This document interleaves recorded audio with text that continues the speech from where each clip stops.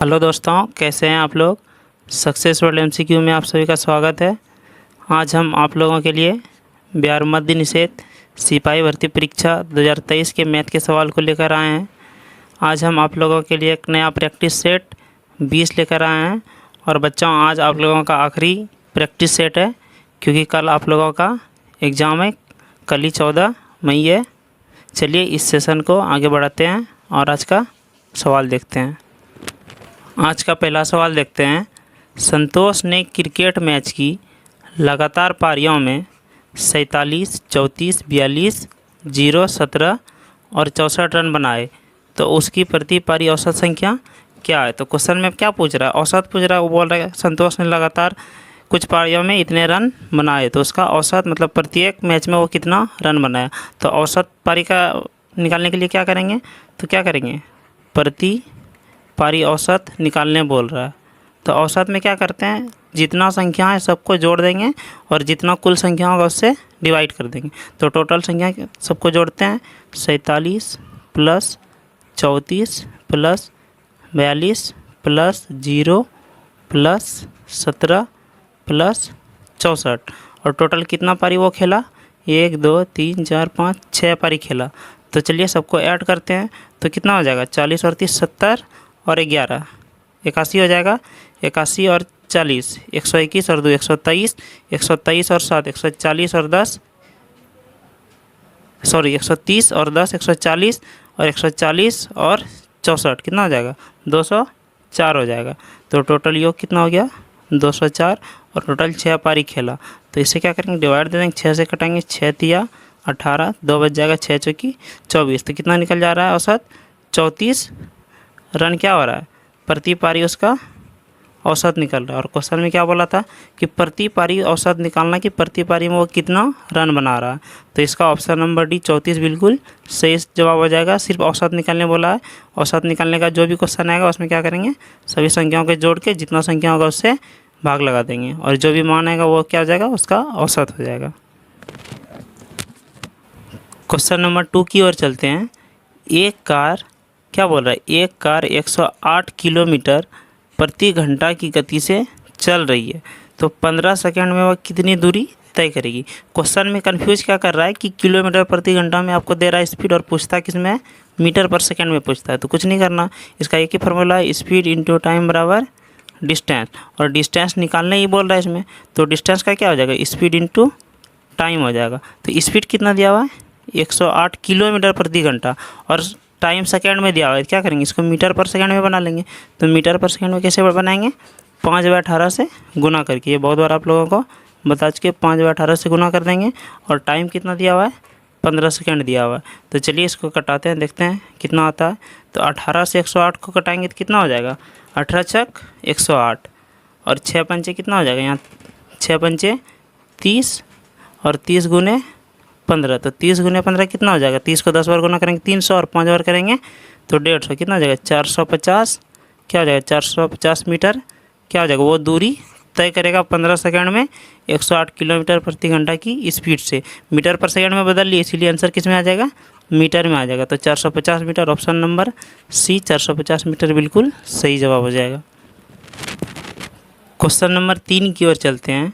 एक घन का संपूर्ण पृष्ठ क्षेत्रफल 600 वर्ग सेमी है, उस घन के विकर्ण की लंबाई क्या है। क्वेश्चन में बोला जा रहा है कि घन का आपको संपूर्ण पृष्ठ क्षेत्रफल दिया है और घन का विकर्ण पूछा है। तो सबसे पहले घन का संपूर्ण पृष्ठ क्षेत्रफल और घन के विकर्ण का फॉर्मूला क्या होता है, आप लोग कमेंट करेंगे।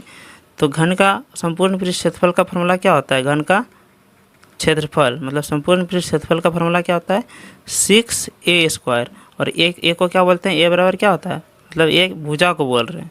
और उसके बाद क्या है, घन का विकर्ण निकालना है। तो घन का विकर्ण बराबर फार्मूला क्या होता है, घन का विकर्ण बराबर फार्मूला होता है √3 × a होता है, और √2 × a किसका होता है, वर्ग का विकर्ण का फार्मूला होता है। तो घन का विकर्ण बोला है तो √3 हो जाएगा। तो हम लोगों को करना क्या पड़ेगा कि a को निकालना है और इसका संपूर्ण क्षेत्रफल दिया हुआ है। तो चलिए इसको सॉल्व करते हैं इसमें बैठा के। तो क्या हो जाएगा, घन का संपूर्ण क्षेत्रफल 600 दिया हुआ है, और फार्मूला क्या हो जाएगा 6a²। और 6 से 600 को कटा सकते हैं हम लोग। तो 6 से 600 को कटाएंगे कितने में कटेगा, 100 बार में कटेगा। तो a² बराबर कितना हो जाएगा, 100 हो जाएगा। तो ए बराबर क्या करेंगे, इधर स्क्वायर है तो उधर स्क्वायर रूट हो जाएगा। तो कितना हो जाएगा, ए का 100 का स्क्वायर रूट हो जाएगा।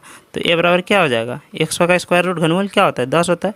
तो ए भुजा हमारा क्या निकल गया, घन का भुजा साइड क्या हो गया, 10 हो गया। बस इसी भुजा को क्या करेंगे, विकर्ण में बैठा देंगे। उसका विकर्ण निकालने के लिए क्वेश्चन में बोला जाता। तो घन का विकर्ण बराबर क्या होता है, √3 इंटू भुजा ए कितना निकाले हैं, 10। तो कितना हो जाएगा, 10√3 सेंटीमीटर। तो क्या हो जाएगा, घन का विकर्ण क्या हो जाएगा, लंबाई 10√3 सेंटीमीटर। तो ऑप्शन नंबर डी हो जाएगा 10√3 सेंटीमीटर। इसमें आप लोग लगा लेंगे। तो ऑप्शन नंबर डी 10√3 बिल्कुल सही जवाब हो जाएगा। सिर्फ ध्यान में रखेंगे घन का क्षेत्रफल 6a स्क्वायर होता है और घन का विकर्ण √3 इंटू ए होता है। क्वेश्चन नंबर 4 की ओर चलते हैं। यदि दो संख्याओं 456 और 240 का महत्तम समावर्तक 24 है तो दी गई संख्याओं का लघुत्तम समावर्तक क्या होगा। यह सवाल तो सभी से बन जाना चाहिए। चलिए आप लोग कमेंट करेंगे इसका आंसर कौन सा होगा। तो आप लोगों को क्या बताए थे, सबसे पहला कि एलसीएम इंटू एचसीएफ बराबर क्या होता है, पहली संख्या गुना दूसरी संख्या। यह फॉर्मूला आप लोगों को बता चुके हैं पहले भी कई बार। तो एलसीएम इंटू एचसीएफ बराबर पहली संख्या गुना दूसरी संख्या। तो एचसीएफ और पहली संख्या दूसरी संख्या इसमें दिया हुआ है। तो पहली संख्या कितना दिया हुआ है, पहली संख्या 456 दिया हुआ है। दूसरी संख्या कितना दिया हुआ है, दूसरी संख्या दिया हुआ है 240। और एचसीएफ कितना दिया हुआ है, एचसीएफ दिया हुआ है 24। पूछा क्या है, एलसीएम पूछा है। तो एलसीएम को निकालेंगे इसी फार्मूले की मदद से। तो चलिए हम लोग क्या करेंगे, एलसीएम को निकालते हैं। तो एलसीएम बराबर क्या हो जाएगा, पहली संख्या गुना दूसरी संख्या। और एचसीएफ इधर गुने में है तो इधर क्या हो जाएगा, भाग में चले जाएगा। तो बाय एचसीएफ हो जाएगा। बस इसी पे बैठाएंगे। तो पहली संख्या कितना 456 और दूसरी संख्या है 240 और बाय एचसीएफ कितना है 24 है। तो क्या करेंगे, इसको हम लोग कटाएंगे। तो चलिए इसको क्या करते हैं, कटाते हैं। तो 24 से 240 कितने बार में कट जाएगा, 10 बार में कट जा रहा है।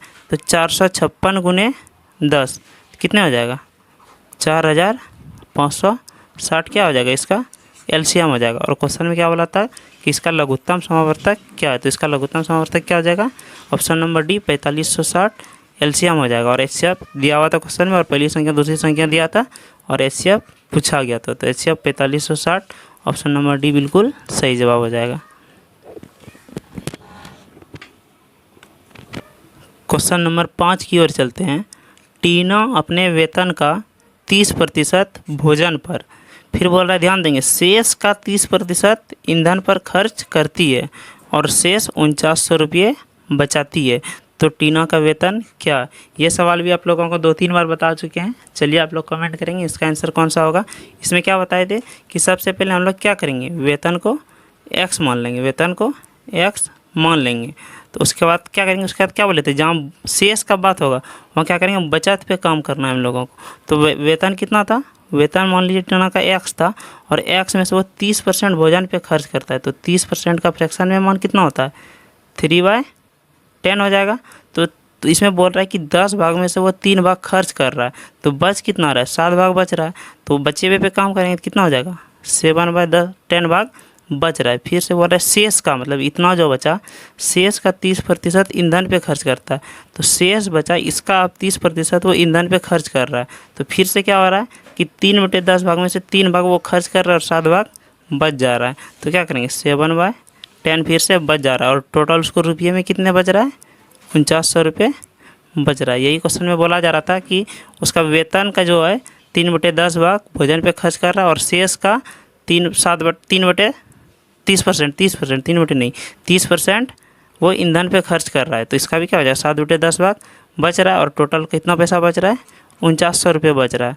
तो क्या करेंगे, उसका वेतन निकालना था, मतलब x का मान हम लोगों को निकालना है। तो चलिए x का मान निकालते हैं। तो x बराबर क्या हो जाएगा, ऊपर क्या है 7 सते 49 और 49 से 4900 को 100 बार में कट जाएगा, x बराबर 100 और नीचे में देखिए 10 × 10 100, इसको उधर ले जाएंगे तो गुने में चले जाएगा, गुने 100 तो कितने हो जाएगा, x बराबर 10,000 रुपये क्या हो जाएगा, टीना का वेतन हो जाएगा क्योंकि वेतन को x माने थे। तो ऑप्शन नंबर डी 10,000 रुपये बिल्कुल सही जवाब हो जाएगा। सिर्फ ध्यान रखेंगे कि बचे पे बोला जाएगा तो उस पर ध्यान से देंगे। यहाँ देखिए शेष का, तो शेष का ही ध्यान रखेंगे। तो शेष जितना बचे उसका 7/10 भाग बच रहा है और 3/10 भाग वो खर्च कर रही है। तो ऑप्शन नंबर डी 10,000 बिल्कुल सही जवाब हो जाएगा। क्वेश्चन नंबर 6 की ओर चलते हैं। एक पासे को 2 बार फेंकने पर योग 9 आने की प्रायिकता क्या होगा? तो सबसे पहले क्या है कि एक पासा को 2 बार फेंकें या 2 पासे को एक साथ फेंकें तो क्या होता है, उसका टोटल सैंपल स्पेस बराबर ही होता है। जैसे एक पासे को आप फेंकेंगे तो कितना आएगा, उसका टोटल सैंपल स्पेस 6 आएगा। और जब 2 पासे को फेंकेंगे या 2 बार फेंकेंगे तो क्या हो जाएगा, इसका स्क्वायर हो जाता है। कितना हो जाता है, 36 हो जाता है NS का मान। और 3 पासे को जब फेंकेंगे तो कितना हो जाएगा, 6 का क्यूब हो जाएगा। तो चलिए इसमें क्या बोल रहा है कि एक पासे को 2 बार फेंकते हैं, मतलब टोटल 2 बार फेंक रहे हैं, या 2 बार फेंकें या 2 पासे को एक साथ फेंकें, एक ही होगा। तो एक पासे को 2 बार फेंकने पर योग मतलब सम, दोनों संख्या का सम 9 आने का प्रायिकता क्या होगा? तो सबसे पहले NS कितना दिया हुआ है, NS कितना हो जाएगा, 2 पासे में से 36 हो जाएगा। और NE कितना हो जाएगा, NE 9 आने का प्रायिकता। तो चलिए 9 आने का प्रायिकता कैसे होगा, आप लोगों को एक ग्राफ बता रहे हैं, उससे आप लोगों को स्पष्ट हो जाएगा कि सम कैसे होता है। तो जैसे मान लीजिए ये एक ग्राफ है और नीचे जो है क्या हो जाएगा, इसका सम हो जाता है। जैसे सम क्या होगा, कम से कम 2 सम होता है। अगर दोनों में 1 आ गया तो 1 1 2 हो जाएगा। तो 2 आ सकता है, 3 आ सकता है, 4 आ सकता है, 5 आ सकता है, 6 आ सकता है, 7 आ सकता है, 8 9 10 11 और 12। टोटल सम तो 2 से 12 तक ही होता है। तो ये क्या हो जाएगा, ये नीचे वाला सम हो जाएगा। और उसके बाद ऊपर में क्या होगा कि सम कितना बार आ सकता है। तो उसके लिए क्या करेंगे, उसके लिए उसका कलर बदल लेते हैं। तो उसका नंबर कितना आएगा, जैसे 2 है तो 2 सम एक एक करके 2 कितने बार आ सकता है, एक ही बार आ सकता है।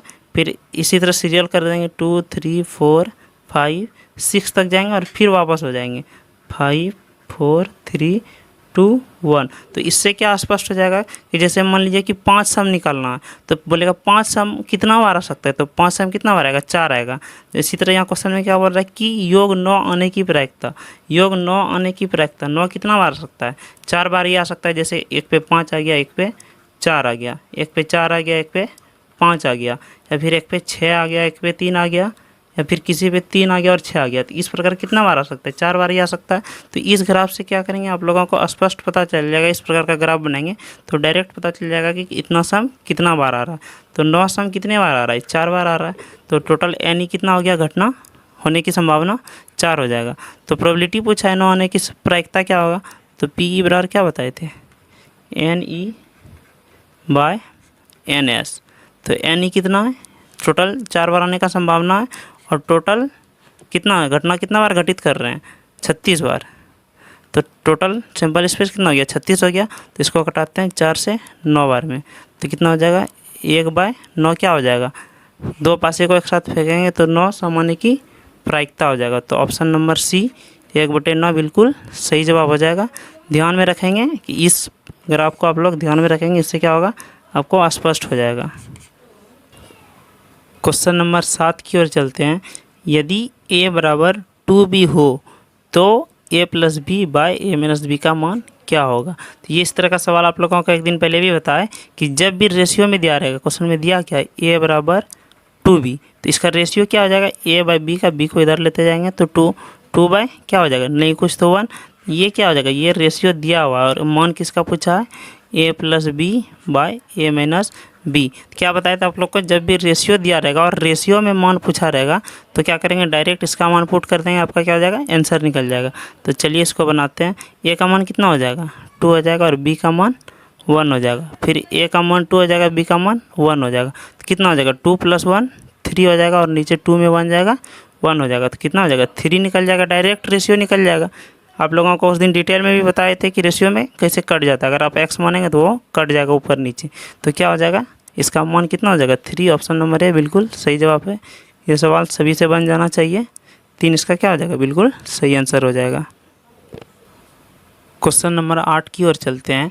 कोई धन किस साधारण ब्याज की दर, नहीं बच्चा यहाँ दर होगा, दर से 20 वर्षों में 3 गुना हो जाएगा। क्वेश्चन में बोल रहा है कोई धन, जहाँ भी कोई धन वो बोलेगा तो क्या करेंगे, मान लेंगे हम लोग 100 रुपये। ये पहले ही बताएं कि बोल रहा है कोई धन किस साधारण ब्याज की दर से 20 वर्ष में 3 गुना हो जाएगा। तो क्या हो रहा है, कोई धन अपने आप का 3 गुना हो रहा है, तो 103 गुना हो जाएगा तो कितना हो जाएगा, 300 हो जाएगा। तो कितना टाइम लग रहा है, 20 वर्ष लग रहा है। बोल रहा है कि किस ब्याज दर पे। तो इसका लिए क्या करेंगे, सबसे पहले हम लोग कि निकालेंगे कि 1 साल का ब्याज कितना हो रहा है। तो 300 रुपये हो रहा है, तो 100 रुपये मूलधन था हमारा, तो बढ़ कितने रहा है, बढ़ रहा है 200 रुपये। तो ये 200 रुपये ब्याज बढ़ रहा है, कितने दिन में बढ़ रहा है, 20 साल में बढ़ रहा है। तो 20 से भाग देते हैं तो क्या हो जाएगा, 1 साल का ब्याज निकल जाएगा। तो 20 से 200 को कटाएंगे कितना हो जाएगा, 10 हो जाएगा। तो क्या हो जाएगा, 10 रुपये पर ईयर SI हो जाएगा। तो उसके लिए क्या करेंगे, रेट परसेंट निकालने बोल रहा है। तो रेट परसेंट का फॉर्मूला क्या बताए थे कि 1 ईयर का SI बाय प्रिंसिपल इंटू 100%। तो बराबर 1 ईयर का SI कितना निकाले हम लोग, 10 रुपये, और प्रिंसिपल कितना माने थे, 100 इंटू 100%। तो इसको बस कटा देंगे तो क्या हो जाएगा, हमारा रेट परसेंट निकल जाएगा किस ब्याज दर से। तो 100 से 100 कट जा रहा है तो क्या हो जा रहा है, 10% क्या हो जा रहा है, मतलब 10% की दर से यही दर निकालने बोल रहा है। कोई भी धन अब साधारण ब्याज पे देंगे तो 20 साल में क्या आ जाएगा, वो अपने आप का 3 गुना हो जाएगा। तो ऑप्शन नंबर ए 10% बिल्कुल सही जवाब हो जाएगा। रेट परसेंट वाला कई सवाल आप लोगों को बता चुके हैं, ध्यान में रखेंगे कि रेट परसेंट बराबर 1 साल का SI बाय प्रिंसिपल इंटू 100% होता है। अब चलिए बच्चों, एक इम्पोर्टेंट टॉपिक है कि अनुपात और समानुपात से एक सवाल आता है आप लोगों में कि 2 संख्या या 3 संख्या दे देगा, पूछेगा प्रथम समानुपाती क्या है, मध्य समानुपाती क्या है और तृतीय समानुपाती क्या है। तो सबसे पहला पॉइंट क्या है कि पूछ देगा कि 2 संख्या दिया रहेगा A तथा B का प्रथम समानुपाती क्या है। तो उसके लिए क्या सूत्र होता है, A² बाय B। जो भी संख्या A रहेगा उसका स्क्वायर कर देंगे, बाय B से डिवाइड कर देंगे। फिर उसी प्रकार दूसरा पूछेगा कि A तथा B का मध्य समानुपाती क्या है। तो जब भी मध्य समानुपाती 2 संख्या का पूछेगा तो क्या करेंगे, रूट अंडर दोनों संख्या का गुना कर देंगे। और फिर से पूछेगा कि A तथा B का तृतीय समानुपाती क्या है। तो तृतीय समानुपाती क्या हो जाएगा, B का स्क्वायर कर देंगे सेकेंड वाले नंबर का बाय पहला नंबर A दे देंगे। और एक पूछता है कि ABC 3 संख्या दे देगा, पूछेगा इसका तृतीय समानुपाती क्या है। तो उसके लिए क्या करेंगे, दूसरा संख्या गुना तीसरा संख्या बाय पहला संख्या B into C by A। तो ये फार्मूला है, इंपॉर्टेंट फार्मूला, आप लोग इसको ध्यान में रखेंगे। ये चारों फार्मूला आप लोग ध्यान में रखेंगे। चलिए इससे रिलेटेड कुछ सवाल कर लेते हैं। इसी फार्मूला पे आधारित क्वेश्चन नंबर 9 और 10 पे सवाल लिए हुए हैं। तो चलिए देखते हैं 9 नंबर सवाल क्या है। तो सवाल क्या है कि 16 तथा 24 का, तो 16 क्या हो गया, पहला संख्या हो गया A, और 24 दूसरा संख्या हो गया। बोल रहे तृतीय समानुपाती क्या। तो तृतीय समानुपाती का फार्मूला क्या बताए थे, तृतीय समानुपाती का फार्मूला निकालना होगा 2 संख्या तृतीय समानुपाती। तृतीय समानुपाती का फार्मूला क्या बताए, क्या होगा उसका दूसरा संख्या B² बाय A हो जाएगा। तो B² बाय मतलब दूसरा संख्या B², तो इसको क्या करेंगे, डायरेक्ट निकल जाएगा। तो 24 का स्क्वायर करेंगे तो 24 गुने 24 हो जाएगा, और बाय पहला संख्या कितना हो जाएगा, 16 हो जाएगा। तो इसको सॉल्व करते हैं। तो सॉल्व कैसे होगा, 8 से कटेगा, 8 दूनी 16, 8 तिया 24, फिर 2 से 24 कितने बार में कट जाएगा, 12 बार में। तो 12 गुने 3 कितना हो जाएगा, 36 क्या हो जाएगा, A तथा 16 तथा 24 का तृतीय समानुपाती हो जाएगा। तो ऑप्शन नंबर C बिल्कुल सही जवाब हो जाएगा। सिर्फ इस फार्मूला को ध्यान में रखेंगे, आप क्या होगा, डायरेक्ट आपका आंसर निकल जाएगा। उसी प्रकार क्वेश्चन नंबर 10 देखते हैं क्या है, 16 तथा 9 का मध्य समानुपाती इसमें पूछा है। मध्य समानुपाती क्या है, तो 16 क्या हो जाएगा, पहली संख्या, और 9 क्या हो जाएगा, दूसरी संख्या। तो मध्य समानुपाती का फार्मूला क्या हो जाएगा, मध्य समानुपाती का फार्मूला, समानुपाती का फार्मूला क्या बताए थे कि root under A into B से क्या हो जाएगा, पहली संख्या गुना दूसरी संख्या। तो पहली संख्या क्या है यहाँ 16 है, और दूसरी संख्या कितना है 9 है। तो 16 गुने 9 16 144, 144 हो जाएगा। तो 144 क्या हो जाएगा, 144 का वर्गमूल क्या होता है, 12 होता है। तो 16 और 9 का मध्य समानुपाती क्या हो जाएगा, 12 हो जाएगा। तो सिर्फ आप लोग फार्मूला को ध्यान में रखेंगे, इससे क्या हो जाएगा, डायरेक्ट आपका आंसर निकल जाएगा। बस वो 4 फार्मूला है। समानुपाती जब भी पूछे, मध्य समानुपाती, प्रथम समानुपाती, तृतीय समानुपाती, कुछ भी पूछे तो आप लोग क्या करेंगे, इसको आसानी से बना लेंगे। तो बच्चों आज के लिए इतना ही रखते हैं। अब आप लोगों का प्रैक्टिस सेट यहाँ पे क्या होता है, समाप्त होता है। अब आप लोग कल अच्छे से एग्ज़ाम देंगे। सभी बच्चे को बेस्ट ऑफ लक। आप लोग को जो भी बात होगा एग्ज़ाम से रिलेटेड वो आप लोगों को दिवाकर सर बताए भी हैं कुछ, और जो भी विशेष बात होगा वो दिवाकर सर आप लोगों को बता देंगे। आप लोग इसी तरह सेशन को लाइक करें। उसके बाद अगले जो भी एग्ज़ाम होगा उसका टॉपिक लेकर हम लोग आएंगे। सभी बच्चे ध्यान रखेंगे कि वो क्वेश्चन को सबसे पहले पूरी तरह से पढ़ लेंगे, उसके बाद ही सॉल्व करेंगे। और मैथ का जितना भी फार्मूला होता है सब लोग एक बार रिवाइज कर लेंगे आज ही रात तक में। और एग्ज़ाम के लिए सभी बच्चों को best of luck, best of luck. धन्यवाद।